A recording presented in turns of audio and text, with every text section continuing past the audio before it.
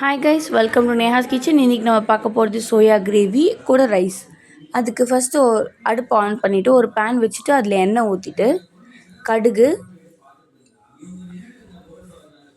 கடுகு போட்டுட்டு சீரகம் போட்டுட்டு அது கொஞ்சம் நல்லா பொரியிற மாதிரி இருக்கும் போது சோம்பு, அதுவும் நல்லா இதுவான உடனே சில்லி, பூண்டு எல்லாம் இது பண்ணிக்கணும். அப்புறம் இதுக்கு நடுவில் ஒயிட் ரைஸ் வச்சுக்கலாம். அதுக்கப்புறமா அது நல்லா இதுவான உடனே வெங்காயம் போட்டு நல்லா வதங்கட்டும். உப்பு, கொஞ்சமாக மஞ்சப்பொடி போட்டு நல்லா கலரணும். அதுக்கப்புறம் அப்படியே தக்காளியும் போட்டு நல்லா கலரணும். நல்லா வதங்கி இதுவானதுக்கப்புறமா நம்ம சைடில் அதுக்குள்ளே சோயா சங்க்ஸை வந்துட்டு வேக வச்சுக்கணும். அதுக்கப்புறம் இதில் கொஞ்சம் சாம்பார் பொடி இல்லைன்னா ப்ளெயின் சில்லி ஏதோ ஒன்று போட்டுட்டு நல்லா கலரி வச்சுக்கணும்.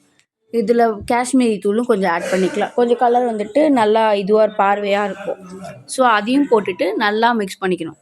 நல்லா கலந்த உடனே அதுக்கப்புறமா சில்லி மசாலா, அதாவது சிக்கன் மசாலா, கரம் மசாலா, அதுக்கப்புறம் சாட் மசாலா இதெல்லாமும் போடணும். அதுக்கப்புறமா அதுக்குள்ளே இது வெந்ததையும் தூக்கி ஃபில்டர் பண்ணணும். ஃபஸ்ட்டு அதை ஃபில்டர் பண்ணிவிட்டு இதில் ஆட் பண்ணிவிட்டு நல்லா கலரி விட்டுட்டு ஒரு 5 நிமிஷம் வச்சு எடுத்தோன்னா ஃபுல்லாக ரெடி ஆகிடும். அவ்வளோதான். ரைஸை நடுவில் செக் பண்ணிக்கலாம். ரைஸ் நல்லா வந்திருக்கு. அவ்வளோதான். டாடா பாய்.